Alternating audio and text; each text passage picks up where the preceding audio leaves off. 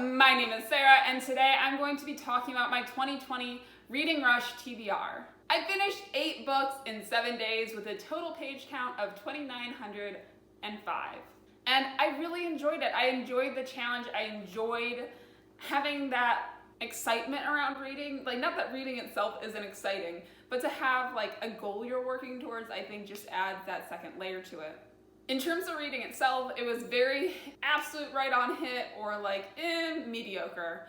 I had 3 5-star books and then a number of 2 and 3-star books. To start out on a high note, I'm going to go through my 5-star books first. And the first one I want to talk about is The Hate You Give by Angie Thomas. And I am not exaggerating when I say this is probably one of the most impactful and best books I've ever read. Because it is so integral to the book itself, I want to start out on the racial injustice and social commentary that it provides. This book provides a ton of information and commentary on what it is like to be young and Black in America, and helping to personalize some of the facts that you might know about racial injustice, but might not totally understand. And this book does a wonderful job in making you understand how hard it is to navigate all the various systematic racial injustices that have piled up over the history of our country. I wish this book was out when I was a high schooler. I think it would have been very impactful, especially to me then. Outside of the social commentary, this is just a really well done book. The characters are some of the best I've ever seen. The characterization is spot on, and the interactions that you have between the siblings, have between parents and their children, have between friends, have between boyfriend, girlfriend, feels very real. These don't feel like characterizations of high schoolers. They feel like real people. And I really can't think of a single book that I've ever read that does it better than The Hate You Give does. There are so many more praises that I could sing for this book. This is a book that would be excellent for anyone to read at any point in their life. The second book I want to talk about is Oryx and Crake by Margaret Atwood. I didn't realize how much I was going to enjoy this book until I got into it. Like every 20 minutes or so, you understand a little bit more about the storyline. It's very clear right from the get-go that this is a like almost post-apocalyptic world. What you don't understand is why your main character, Snowman, is like the only sane-ish person among these group of people that seem to have almost like a childlike mentality. I thought I wouldn't like this novel because it's very stream of consciousness. It reminded me in some ways of Diary of an Oxygen Thief, which I really did not enjoy. But this novel does it so well. Snowman is a not so great person, but I want to hear his story. And Margaret Atwood's prose through this is simple, it is easy to understand, but it has just these points where you have these really interesting turns of phrases. A couple of my favorites were reality challenged, comfort eye food, and emotionally dyslexic. Like all these little things that I just never would have thought of myself, that I'm just so impressed by the very simple imagery that it provides. Outside of that, I really enjoyed some of the little touches that she had. Like for example, Blood and Rose is like history nerds' like, ultimate game.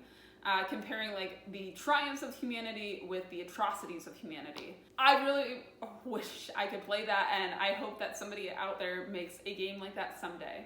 Overall, probably one of the best dystopian books I've ever read, and another book that I am adding to my all-time favorites collection. My third 5-star book is The Old Guard. I really enjoyed the Netflix movie that I saw on it, and actually that's what got me to read the comic, and I think the comic does it even better. I remember noting that I loved Andromache, or Andy, whatever you want to call her. She is even better in the comic, and I think there's pieces that they just didn't have enough time to draw out in the movie that they were able to draw out in the comic that made Andy an even more compelling character. I loved that both Niall and Andy are like these very solid female characters that don't make me feel like they're just female characters. I am 100% going to be continuing on reading these comics. So now moving down to my 3-star reviews. The first 3-star book I will talk about is The Poppy War. I thought this was going to be a 5-star book for me. The first half of it I really enjoyed. I loved Bren's character. I thought they did an interesting job of building up a character that is very highly skilled and very powerful and doing very impressive feats, but making it seem normal. She works herself so hard and she accomplishes so much, but it's realistic.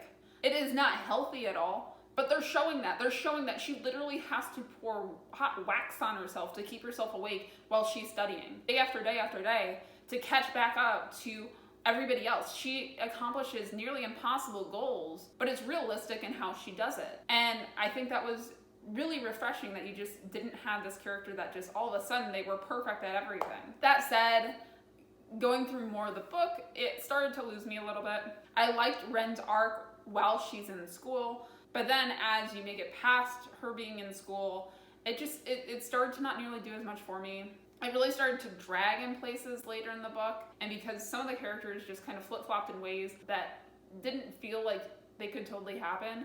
And you know, you have a character that went from like pure enemies with someone to like now they're BFFs. Overall, it wasn't a bad book, and I just probably won't read anymore. They're so long that I really have to enjoy the novels and all aspects of the novel to get through a book that long. So that is how I felt about the Poppy War. Moving on to the other book I'm probably most sad about, and that is The Silence of the Girls. I really thought I was going to like Silence of the Girls going into it, but pretty quickly I realized that it was just gonna make me sad. I am a huge Achilles and Patroclus fan. They are like my ultimate OTP. And seeing them in this book, I realize it is probably healthy for me to see negative commentary on both of them. It sucks. As someone who loves the characters of Achilles and Patroclus, I want to think the best of them, and I want to think that they are relatively good people. Getting past that though, there's just other problems I have with the novel. There's a lot of times that it's goes between perspectives in a weird way. You know, most of the time you're in Briace's perspective, but then sometimes they'll move over to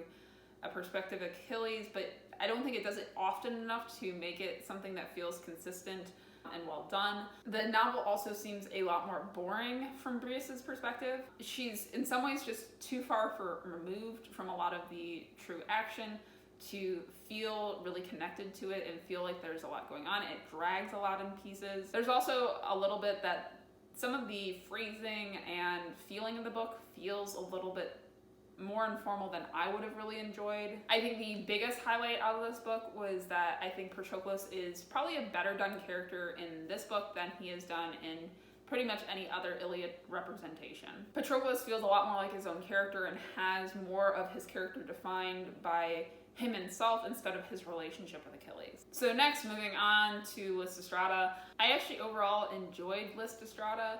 I thought it was a fun play to read. I thought it had a decent amount of girl power and everything like that. It didn't have anything that was like actively positive, if that makes sense. Too short for me to really care. It feels a little bit rushed at times, but of course it's a play, so I'm sure it is a lot better actually portrayed than just read. My final 3-star book is Dracula. So Dracula, there are parts of it that I feel like I just did not give it enough attention to. It was interesting seeing where all of the vampire lore comes from. There is a ton of the like foundations of what a vampire is that is set in Dracula, which I can really appreciate now, how it is a classic, why it's so important. It just didn't catch my attention in a lot of ways, and it felt like it felt very long to read it. And the final book of my reading rush, and my lowest rating, goes to The Red Dragon. In some ways, this book was kind of good for me because it made me realize how much the show Hannibal improves upon the source material.